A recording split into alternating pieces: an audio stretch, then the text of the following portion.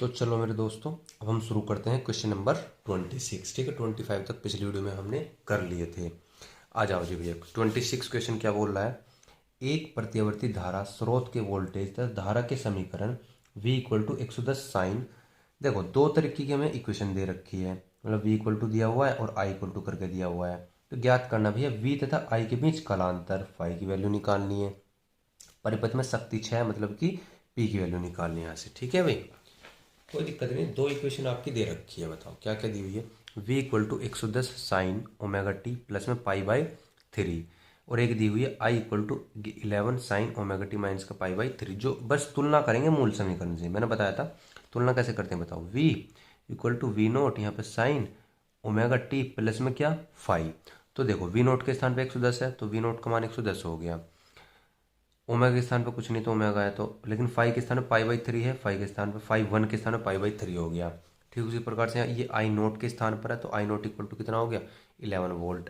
और फाई 2 के स्थान पे क्या है माइनस का पाई/3, तो माइनस का फाई/3 यहाँ से आपका हो गया है। ठीक है, पाई/3। अब कलांतर आप निकालोगे तो फाई इक्वल टू क्या होता है, फाई 1 माइनस का फाई 2 होता है। रख दो वैल्यू, तो पाई/3 माइनस का पाई/3 आप जोड़ोगे तो 2 पाई/3 आपका यहाँ से कलांतर आ जाएगा।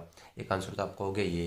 और शक्ति 6 जब आप निकालोगे तो P equal to V RMS I RMS cos phi आपका होता है। ठीक है जी, ठीक है, समझ में आ रही है।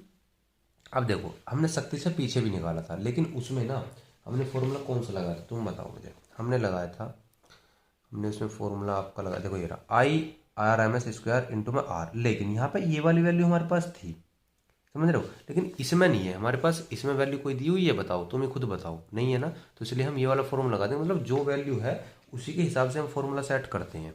ठीक है भाई, बताओ। तो V RMS हम जानते हैं V0/√2 होता है, I RMS I0/√2 होता है। कोस फाई, बताओ कोस फाई कितना दिया, मतलब कि फाई का वैल्यू कितनी दी है 2, अभी निकाल लिया ना 2 पाई/3। इसकी वैल्यू 120 होती है, सोल्व कर लो। पाई का मान 180 रखोगे, 3×6 = 18 और 60 दूनी 120। ठीक है भाई, √2 को √2 में मल्टीप्लाई करोगे तो 2 आ जाएगा। V नोट और इंटू में I नोट। कोस 120 का मान डायरेक्ट आप याद रख लो, बायो वाले मैथ वालों को तो मालूम होगा। इंटू में माइनस का 1/2 होता है कोस 120 की वैल्यू। अब V नोट की वैल्यू है, I नोट की वैल्यू, देखो V नोट ये रही, I नोट ये रही, कुछ नहीं था। V नोट I नोट की वैल्यू रखी, V नोट की 110, I नोट की 11। सोल्व करोगे 2 दूनी 4 हो जाएगा, और जब सोल्व करोगे तो आपका 302.5 वाट आपका आ जाएगा माइनस में। इतना शक्ति 6 हुआ है। ठीक है जी, समझ में आ गया। चलो जी, क्वेश्चन नंबर 27 देखो। अब आप 27 क्या बोलता है। एक प्रतिवर्ती धारा स्रोत के वोल्टेज धारा समीकरण, बिल्कुल दो समीकरण दे रखे हैं, E इक्वल टू ये और I इक्वल टू ये। बीच कालांतर शक्ति बिल्कुल डिटो सेम है। 27 बिल्कुल सेम। होमवर्क समझ रहे हो, होमवर्क दे दो क्या, कर लोगे। सेम है, बताओ, बिल्कुल बिल्कुल 26 के जैसी है। देखो, दो समीकरण दे रखी थी, मैंने यहाँ पर डायरेक्ट ही तुलना करके लिख दिया। देखो, ठीक है जी, अगर आप इसको V मान लो, E के स्थान पर V मान लो, तो ये V नोट हो जाएगा। V नोट की वैल्यू हो गई, ये फाई 1 की वैल्यू हो गई, ये I नोट की वैल्यू हो गई, ये फाई माइनस का फाई 2 की वैल्यू हो गई। देखो ये रहा, कलांतर निकालोगे तो माइनस कर दोगे भैया, कर लेना इसको। ठीक है, और शक्ति छाप देख लो यहाँ से, यही वैल्यू रखी है V RMS I RMS cos phi, बिल्कुल अभी 26 समझा है ना, उसी के जैसे बिल्कुल डिट्टो सेम। कर लेना इसको, कर लेना। ठीक है भैया, आ जाओ क्वेश्चन नंबर 28 पर आ जाओ आप। एक रेडियो में 800 किलो हर्ट्ज से 1200 किलो हर्ट्ज तक आवर्ती परास। अब देखो यहाँ पर आवर्ती की वैल्यू दो दे रखे हैं, तो F1 मान लेंगे और F2 मान लेंगे। किलो हर्ट्ज का मतलब है 10⁻³ से मल्टीप्लाई हमको करनी पड़ेगी जब ये आपका हर्ट्ज के अंदर चेंज होगा। और F2 की वैल्यू कितनी हो जाएगी 1200 इंटू में 10⁻³ हर्ट्ज। ठीक है, और बताओ क्या दिया हुआ है। यदि इसके परिपथ 100 प्रेरक तो 200 माइक्रो हैंडी, मतलब L की वैल्यू दे रखी है, L equal to 200 micro henry, मतलब कि 200 10 इंटू 10⁻⁶ हैंडी का हो तो परिवर्ती धारिता वाले संधारित्र की धारिता परास ज्ञात कीजिए। कुल मिलाकर के मुझे इस पर भी धारिता निकालनी है, इस पर भी धारिता निकालनी है, मतलब कि C1 निकालना है और C2 निकालना है। इस पर C1 हो जाएगा, इस पर C2 हो जाएगा। ठीक है भाई, अब ध्यान से सुनो। देखो, आवर्ती का क्या सूत्र होता है भैया, बताओ क्या होता है आवर्ती का सूत्र। आवर्ती का सूत्र होता है ओमेगा वाला होता है एक, तो ओमेगा की वैल्यू तो कहीं दूर दूर तक दिखाई दे रही है आपको, नहीं दिखाई दे रही। लेकिन एक फॉर्मूला होता है हमारा F1 इक्वल टू 1/2 पाई और रूट के अंदर 1/LC। ठीक है जी, पीछे आप फॉर्मूले वाली वीडियो में अगर देखी होगी आपने तो आपको पता होगा, मैंने आपको करवा वहाँ पर समझाया था ये आपको। ठीक है जी, अब हम क्या करेंगे, देखो सुनो, इसको हम बना लेंगे क्या, इसको बना लेंगे 4 पाई। देखो इसमें हम क्या करेंगे, ध्यान से सुनो,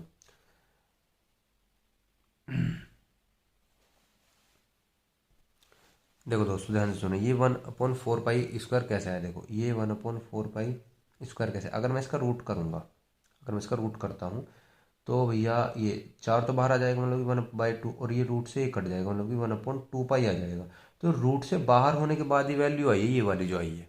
तो मैंने यहाँ पे क्या काम किया, यहाँ पे भी रूट चढ़ा लिया, इस प्रकार से करके, इस पे तो रूट था ही, और इस पे भी इस पे मैंने रूट चढ़ा लिया, तो टोटल पे रूट हो गया ना, टोटल पे। अभी टोटल का रूट उठ करके इधर ले आए हम, तो स्क्वायर हो जाएगा ये, ठीक है, इसलिए किया ये काम। बताओ जी, इसकी F1 की वैल्यू मेरे पास है L की वैल्यू मेरे पास है, C1 की वैल्यु मेरे पास है, सारी की सारी वैल्यू उठाओ, C1 को तो सॉरी निकालना है, C1 को इधर ले आओ खींच करके, और F1 को इधर शिफ्ट कर दो, वही काम किया है। 1/4 इंटू पाई की वैल्यू 3.14 का होल स्क्वायर हो गया, एल की वैल्यू दी हुई है 200 माइक्रो हैंडी, तो 200 इंटू 10⁻6 हैंडी रख दिया। F1 की वैल्यू दी हुई है 800 इंटू 10⁻3 हर्ज, किलो हर्ज, हर्ज हो जाएगा ना, तो होल स्क्वायर हो गया ये, ठीक है भैया।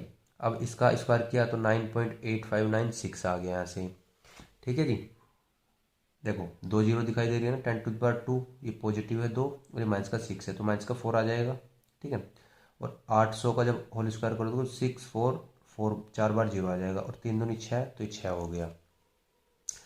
जब आप 4 और इन सब की देखो एक साथ लिख लिया हमने, और ये 10 की घात वाली जो थी वो एक साथ लिख लिया, जब आप इनको सोल्व करोगे ना तो 198 आ जाएगा, और पावर आ जाएगी 10⁻12, सोल्व करके देख लेना यही आएगा।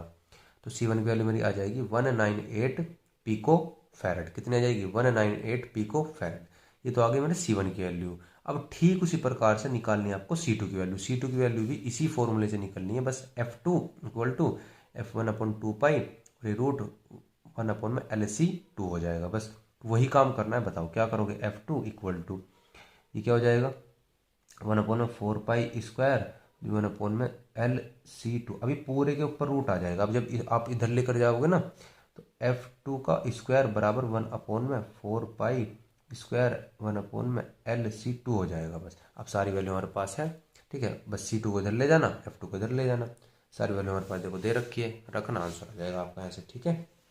क्वेश्चन नंबर 29 पर आ जाओ जल्दी से आप। क्वेश्चन नंबर 29 क्या बोलता है बताओ। अनुनादी परिपथ है, अनुनादी के तो इतना आसान क्वेश्चन है, बहुत ही ज़्यादा। अनुनादी परिपथ है भैया, बोल दिया इसने खुद ही, अनुनादी परिपथ है, LCR परिपथ है, प्रवाहित धारा निकाल लो भैया। तुम्हें ये क्या दिया हुआ है, प्रतिरोध है L, देखो R का मान है, L है, C है, LCR परिपथ है, और ये आपका वोल्ट दिया हुआ है, और F की वैल्यू दी हुई है। बताओ कितना, अनुनाद के तो भैया बहुत आसान सवाल होते हैं। R = 100 है, V = 200V है, और I का मान पूछा है हमसे, ठीक है जी।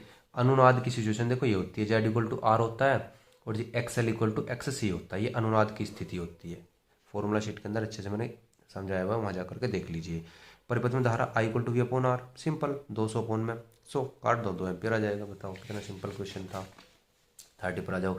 अनुनाद, भैया अनुनाद बोलते हो तो बहुत आसान सवाल हो जाता है।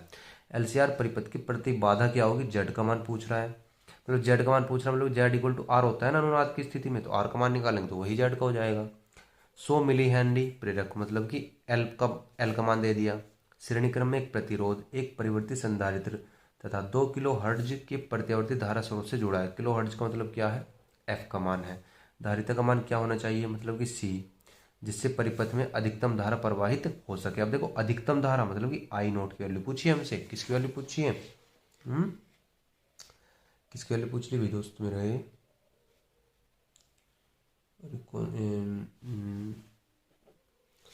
आई नोट की वैल्यू थोड़ी पूछी, आई नोट की वैल्यू नहीं पूछी, इसने पूछा धारिता का मान क्या हो जिससे परिपथ में अधिकतम धारा प्रवाहित हो सके, मतलब कि आई नोट नहीं पूछा हमसे, हमसे पूछा C, समझ रहे हो। तो देखो दिया हुआ था मुझे, L का मान दिया हुआ था, लिख लिया, F का मान दिया हुआ था, ये भी लिख लिया, C का मान पूछा है इसने हमसे, ठीक है भाई। अनुनाद अवस्था में हम जानते हैं LCR परिपथ की प्रतिबाधा जो होती है अनुनाद की अवस्था में, वो ये होती है Z = R² प्लस में XL - XC का होल स्क्वायर, ठीक है, याद होना चाहिए आपको, तभी आप कर पाओगे। चूंकि हम जानते हैं XL = XC होता है, अनुनाद है ना, मैंने बताया था अभी, इक्वल होता है, तो दोनों इक्वल हो गया। और Z = R होता है भाई, Z = क्या होता है, R होता है। तो भैया जब XL, अगर XC के स्थान पे XL रखोगे तो XL में से XL घटाओ तो 0 हो जाएगा, बचा आर स्क्वायर, स्क्वायर से कट गया मतलब जेड इक्वल टू कितना हो गया आर। ये तो तुम्हारा ये हो जाएगा अनुनाद की स्थिति में। ठीक है भाई, समझ में आ रहा है। और आवर्ती तुम्हारी कितनी हो जाएगी बताओ। आवर्ती का फॉर्मूला हम जानते हैं एफ इक्वल टू 1/2 पाई और 1 में एल सी। अभी रख कर क्या है ना 28वें क्वेश्चन में हमने रखा है, 27 में भी रखा है। तो सारी वैल्यू हमको मालूम है, एफ की वैल्यू पता है, एल की वैल्यू भी मालूम है, देखो ये दी हुई है एल की वैल्यू, एफ की वैल्यू मालूम है और सी की वैल्यू हमें निकालनी है। ठीक है, जैसे पीछे मैंने निकाल के बताई थी ना, ठीक उसी प्रकार से आपको ये करना है। ठीक है जी, वही काम करना है। यहाँ पे भी क्या कर लेंगे इसको, 1/4 पाई स्क्वायर 1 में एल सी पूरे के ऊपर रूट चढ़ा देंगे। ऐसा क्यों किया, क्योंकि ये 4 पाई अगर आप इसको सोल्व करोगे तो 1/2 पाई ही आएगा। इधर ले जाएंगे तो ये एफ का स्क्वायर हो जाएगा, इधर ले करके जाएंगे तो एफ स्क्वायर हो जाएगा, रूट हट जाएगा ऐसे, इसलिए काम करना पड़ता है अभी। ठीक है, चलो 31 क्वेश्चन देखो। 2 हेनरी का एक 100 प्रेरक तो मतलब कि एल की वैल्यू दे दी है। ठीक है, 18 माइक्रोफेरेड का एक संधारित्र सी की वैल्यू दे दी है। 18 माइक्रोफेरेड मतलब कि 18 × 10⁻⁶ फैरेड। 10 किलो ओम का एक प्रतिरोध, आर की वैल्यू दे दी है 10 के किलो ओम मतलब कि 10 × 10⁻³ ओम। 20 वोल्ट के प्रतिवर्ती स्रोत से, 20 वोल्ट मतलब कि वी का मान दे दिया कितना 20 वोल्ट, आवर्ती के साथ जुड़े हैं। किस आवर्ती के लिए परिपथ की धारा अधिकतम होगी। अब देखो किस आवर्ती के लिए परिपथ की धारा इसने कहा है अधिकतम होगी, मतलब कि आई की वैल्यू पूछ ली है और अधिकतम धारा का मान क्या है, मतलब किस परिपथ के लिए अधिकतम होगी, किस आवर्ती के लिए, मतलब एफ की वैल्यू पूछ ली है और अधिकतम धारा का मान क्या है और आई की वैल्यू पूछ ली है, ये हमसे पूछा हुआ है। ठीक है जी, आई की वैल्यू और एफ की वैल्यू। चलो जी हम क्या करेंगे, एल का मान दिया हुआ था, सी का मान लिखा हुआ है, लिख लिया हमने। आवर्ती का फॉर्मूला होता है एफ इक्वल टू 1/, देखो जैसा डाटा हमारे पास है उसी तरीके के हम फॉर्मूले लगाते हैं। ठीक है, जैसा डाटा दिया हुआ है उसी तरीके से फॉर्मूला लगा लो, कोई दिक्कत नहीं है। क्योंकि हमारे पास तो यहाँ पे सी था ना, इसलिए हमने आवर्ती का फॉर्मूला लगाया हुआ है और एल है और तो कुछ है नहीं ना, इसलिए तो 1/2 में 3.14 हो गया। 1/, देखो एल की वैल्यू दी हुई थी 2 हेनरी तो 2 लिख लिया। सी की वैल्यू हो गई 18 माइक्रोफेरेड मतलब कि 18 × 10⁻⁶, तो देखो ये लिख लिया हमने। ठीक है भाई, बताओ अब क्या करेंगे, 10⁻⁶ है, ऊपर लेकर के चले जाओ, ऊपर के लेकर के चले जाओ, 10⁻+6 हो जाएगी और 18 दूनी 36 हो जाएगी। अब मुझे एक बात बताओ, 36 को क्या मैं 6 का स्क्वायर नहीं लिख सकता, 6 का स्क्वायर और इसको 10⁻6 को 10⁻6 को अगर 10⁻3 की पावर होल स्क्वायर लिख सकता हूँ ना, 3 दूनी 6 हो जाएगा। तो वही काम किया, 10⁻3 और अपॉन में 6 का होल स्क्वायर कर दिया, तो इससे ही कट गया हमारा। ठीक है जी, 10⁻3 करोगे तो 1000 हो जाएगा और 6 का 6 यहाँ पे है ही आपका, सोल्व करोगे तो एफ की वैल्यू हो जाएगी 26.5353 हर्ट्ज। ठीक है जी, तो मेरा एफ की वैल्यू आ गई। जब आप निकालोगे किसका मान, आई की वैल्यू, चूंकि हम जानते हैं अनुनाद की स्थिति में है तो जेड इक्वल टू होता है R, I equal to V/R, V का मान है 20 और आर का मान है 10 × 10⁻³ दिया हुआ है, ये रहा 10 × 10⁻³ रखोगे वैल्यू तो 2 इंटू ये भाई 10 दूनी 20 हो गया, ये ऊपर लेकर के चले जाओगे तो 10⁻³ हो जाएगा। ठीक है भाई, 32 क्वेश्चन पर आ जाओ आप। एक ट्रांसफार्मर की प्राथमिक कुंडली, अच्छा जी अब यहाँ से चल जाते हैं क्वेश्चन नंबर 32 से आपके ट्रांसफार्मर के। ठीक है, आसान से सवाल है, कोई दिक्कत नहीं है, जैसे जैसे बोला है वो लिख लेंगे। देखो ध्यान से सुनो, मैंने बताया था प्राथमिक कुंडली की प्राइमरी मतलब कि पी से डिनोट करेंगे, से कितनी धारा ली जाती है, से कितनी धारा ली जाती है, मतलब कि हमसे इसने पूछा है, क्या पूछा है भैया बताओ, आई पी की वैल्यू पूछी है, मतलब प्राथमिक कुंडली से कितनी धारा ली जा रही है।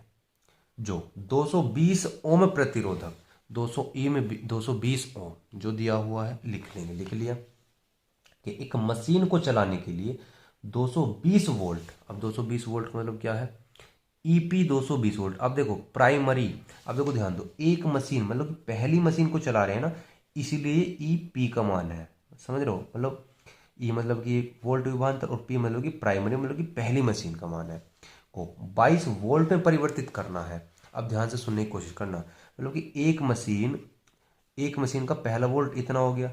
अब अगर वो किसी वोल्ट को किसी दूसरे वोल्ट में परिवर्तित कर देती है ना, तो वो मान हो जाता है ई एस का, मतलब कि सेकेंडरी का, समझ रहे हो, वो वोल्ट हो जाता है सेकेंडरी का, सेकेंडरी कुंडली का। समझ में आ गया, मतलब कि एक मशीन को चलाया तो प्राथमिक कुंडली मतलब कि प्राइमरी 220 वोल्ट, उसने परिवर्तित कर दिया, चेंज कर दिया, तो वो मेरा ई एस का मान हो गया, मतलब कि 22 वोल्ट। समझ में आ गया, प्राइमरी और सेकेंडरी, ये प्राथमिक ये द्वितीयक। तो ई पी का मान 220 और ई एस का मान 22। कुल मिलाकर के आप इतना समझ लो, ज़्यादा भी कुछ समझने की आवश्यकता नहीं है। जो वैल्यू पहले दे रखी है, बदलने से पहले जो दे रखी है, वो तो मेरी वैल्यू होती है पी की, मतलब कि या तो ई पी हो या आई पी हो। जो वैल्यू बदलने के बाद है, परिवर्तित होने के बाद है, वो वैल्यू मेरी है ई एस की या आई एस की। ठीक है जी। तो देखो इसने कहा है स्टार्टिंग में कि प्राथमिक कुंडली से कितनी धारा ली जा रही है, मतलब कि आई पी की वैल्यू इसने हमसे जो है पूछी है। ठीक है जी, आई पी की वैल्यू इसने हमसे पूछ ली है। ठीक है जी, आई एस भी हम निकाल लेंगे इसके अंदर। ठीक है, अथवा के अंदर दिया हुआ था तो इसमें जो है लिखा हुआ भी नहीं है, कोई दिक्कत नहीं है, आई एस भी यहाँ से हम निकाल लेंगे। आ जाओ जी, फॉर्मूला मैंने फॉर्मूला शीट के अंदर आपको करवाया था कि द्वितीयक कुंडली में धारा, अगर मैं दूसरी कुंडली में धारा निकाल लूँ तो बताओ आई इक्वल टू, ध्यान से देखो, आई इक्वल टू क्या होता है मेरा, वी अपॉन में आर होता है। अब द्वितीय कुंडली में अगर मुझे धारा निकालनी है आई एस, देखो आई एस में क्यों निकालना हूँ, सुनो आई एस में क्यों निकालना हूँ, आई एस में इसलिए निकालना हूँ क्योंकि आई पी निकालने के लिए मुझे आवश्यकता पड़ेगी आई एस की, मतलब समझ रहे हो। तो द्वितीय कुंडली में धारा मैं निकालूंगा तो I equal to V upon R होता है। द्वितीय कुंडली में निकाल लें ना, तो यहाँ पे सेकेंडरी रख दो, मतलब कि पैरों में एस, और ई मतलब कि यहाँ वी है तो यहाँ पे ई रखा हुआ है, तो कोई इसमें ई भी तो वोल्ट ही होता है ना, तो इसके पैरों में एस रख दो बस। सेकंड ई, इसका मतलब है सेकंड ई है। ई एस का मान हमें दिया हुआ है बताओ 22, तो 22 रख दिया। आर का मान कितना है 220 रख दिया। कटिंग करोगे तो 1/10 आ जाएगा। ठीक है जी। अब फॉर्मूला हमारा क्या होता है, ई एस अपॉन में E P, E S upon में ई पी। अब मैं एक बार तुमको जो है फॉर्मूले वाला पेज दिखा देता हूँ आपको, जो मैंने बताया था। ठीक है भाई, एक मिनट सुनो, देखो दोस्तों सुनो, मैंने आपको याद करो ये वाली कंडीशन बताई थी। देखो ये सब एक दूसरे के बराबर है, हम इन दो को भी ले सकते हैं, हम इन दो को भी ले सकते हैं, हम इन दो को भी ले सकते हैं, हम इन दो को भी ले सकते हैं। मैं इसके साथ इसे भी ले सकता हूँ, इसके साथ इसे भी ले सकता हूँ, इसके साथ इसे भी ले सकता हूँ। क्यों? क्योंकि सारी की सारी कंडीशन बराबर है। जिस हिसाब से हमें मान दे रखे हैं वो दो कंडीशन हम ले लेते हैं। अब देखो जैसे कि यहाँ पे ये दो कंडीशन हमने ली हुई है, ये वाली दो कंडीशन, ये ठीक है जी। तो ये दो कंडीशन ली हुई है, तो इसमें कोई देखो, इसमें एक ये वाला पोर्शन और एक ये वाला पोर्शन, ये दो पोर्शन लिए हुए हैं, दोनों को बराबर किया हुआ है। ठीक है जी। बताओ जी, तो ई एस की वैल्यू मुझे दे रखी थी कितनी है 22, ई पी की वैल्यू कितनी है भैया, ई पी की वैल्यू भी दी हुई है 220 वोल्ट, तो 220 वोल्ट मैंने यहाँ से रख दिया। आई पी की वैल्यू मुझे निकालनी ही है। ठीक है जी। और आई एस, ये आई एस था यहाँ पर, आई एस की वैल्यू मैंने निकाल दी है 1/10 रख दिया, 1/10।